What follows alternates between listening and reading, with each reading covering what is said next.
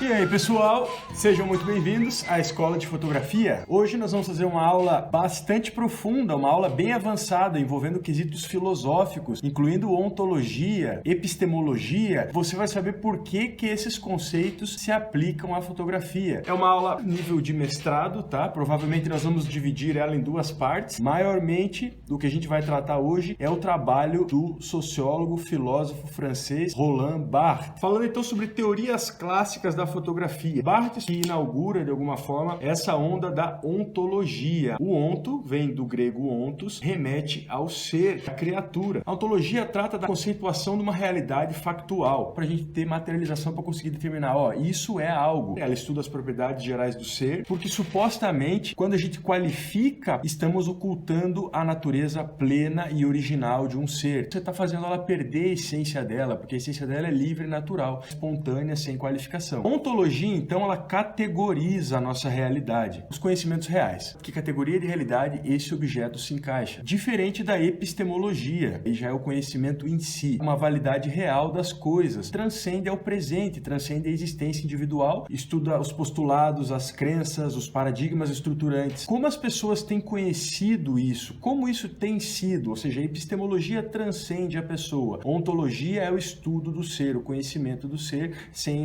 qualificações particulares, um estudo meramente essencial. É isso que Barthes procura quando trata da fotografia, um método de análise formal e estrutural neste trabalho ontológico, buscando conhecer a essência deste fenômeno que se chamava de fotografia na nossa sociedade. O próprio Barthes diz, a câmera tem a capacidade de registrar o que está na frente.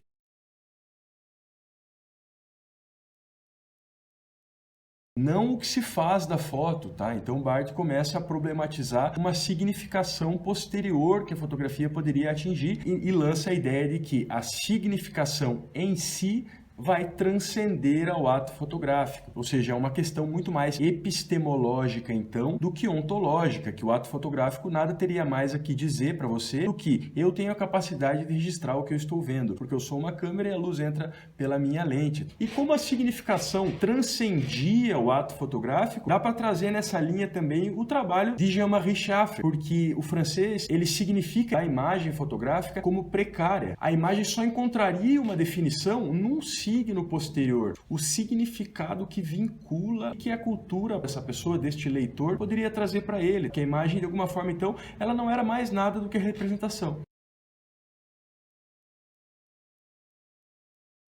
Ela teria que nos levar à semiótica, que daí já é uma outra linha científica inaugurada por Charles Sanders Peirce, e todas as formas sociais de reconhecimento, sejam linguísticas ou não, elas assumem signos. Seriam muito mais as interpretações pessoais do que as coisas que a imagem em si diria, que a fotografia por si só diria, porque a fotografia, como dizia o Barthes, ela só é a capacidade de congelar aquilo que ela está vendo através da luz. Por isso que a imagem é precária, então, para o Jean-Marie Schaeffer, anda lado a lado com Barthes, falando que a fotografia por si só não representa nada. Aquilo é efêmero, aquilo é precário, aquilo é uma coisa meramente inventada. Jean-Marie Schaeffer fala que existe uma inversão conceitual na nossa ordem de prioridades da vida, a partir do momento que a fotografia toma a proporção que ela toma. Que a fotografia não é estável, ela é variável e múltipla, e isso confunde a cabeça, isso confunde os nossos valores que deveriam sempre seguir as mesmas determinantes. A invenção da fotografia modifica altamente a relação que o homem tinha com o mundo dos signos e, portanto, com a realidade, porque a nossa realidade é basicamente formada de representações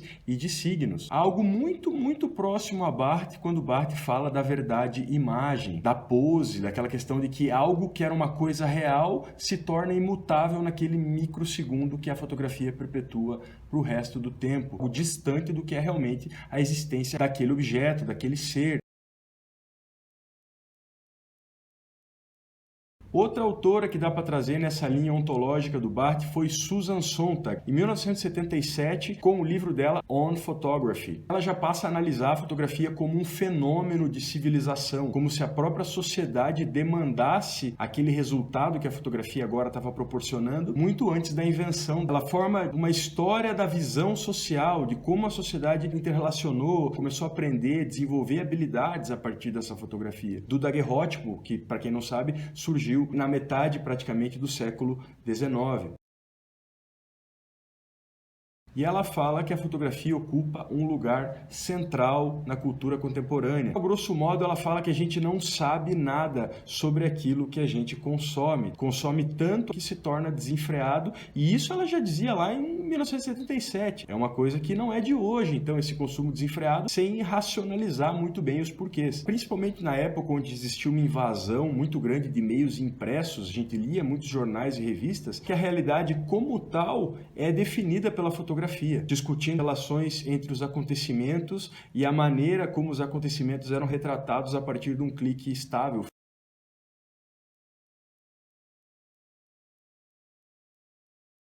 E a Susan Sontag já falava numa sociedade industrializada lá naquela época, ela sentia essa mudança, uma confusão, noções de fato e nas representações. E era aí que a fotografia influenciava decisivamente, porque as noções de fato eram muito mutáveis e flexíveis a essas possibilidades de você representar algo que não é a realidade, que a própria fotografia permitia. E trazendo numa linha bastante próxima a Barthes, ela fala que o privado estava se consumindo como público. Gente, já naquela época, 1977, que é o livro da Susan Sontag, 1980, que é a Câmara Clara de Barthes, eles já falavam que o privado se consumia como público. Eles iriam estar malucos os dois hoje, no século XXI. E agora vamos entrar de vez em Roland Barthes. Já explicamos essas linhas mais ou menos próximas, Jean-Marie Schaeffer, Susan Sontag, e agora vamos entrar em Barthes. Qual é o diferencial de Barthes? Ele se distancia um pouco dessas abordagens, não foca tanto na ontologia do fenômeno fotografia,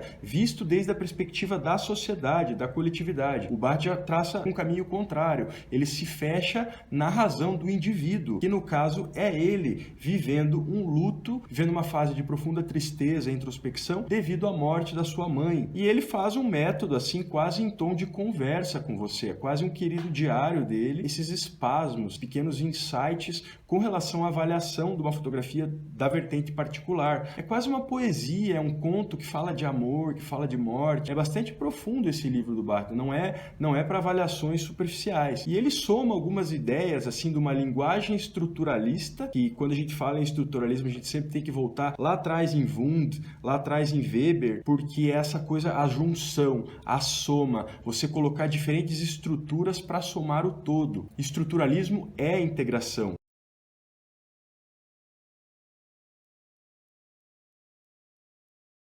E o que eu entendo desde essas premissas mais básicas, isso é, que fazia Barthes analisando as fotos pessoais dele ou as fotos fotojornalísticas comoventes e famosas da época, é você entender desde uma premissa básica até conseguir descrever de uma maneira mais complexa, esmiuçada, porque você tem que partir de algum lugar, e de algum lugar é essa tua premissa íntima, essa tua vontade que te faz escrever de uma maneira até inocente. Barthes produz então um ensaio emocional, como um paladino do amor, como um cavaleiro do amor, questões bastante sentimentais, diferentemente do que estava acostumado a crítica da fotografia, sempre pensando, priorizando a técnica, a maneira, a forma, entendendo então a foto como vida, como morte, muito além dos contrastes que eram imprimidos tecnicamente pela luz no papel fotossensível. E essa questão é bem estruturalista, então, voltando à integração, porque é o indivíduo produzindo ciência. O estruturalismo considera, assim, essa extrema particularidade da ciência do sujeito. As pequenas ciências dos sujeitos integram toda a massa do conhecimento. E pulando uma série de conceitos introdutórios sobre o Barthes, que a gente pode conhecer eles um pouco melhor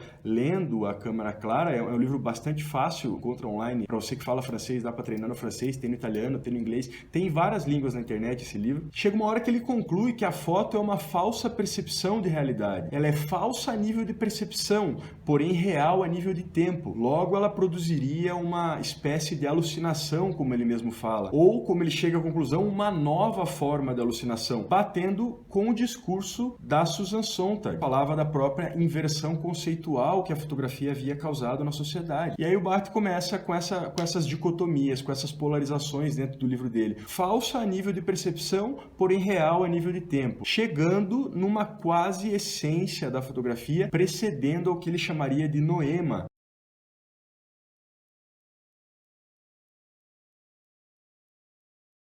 E a realidade, a essência dessa fotografia, ela seria louca ou sensata. Essas são as duas vias da fotografia. Cabe a mim escolher submeter seu espetáculo ao código civilizado das ilusões perfeitas, ou afrontar nela o despertar da intratável realidade. Porque Barthes sabia que as fotografias tendiam a passar pano, a não mostrar as coisas da maneira como elas eram, ou se elas eram muito reais, de alguma forma elas caíam no âmbito de crítica negativa.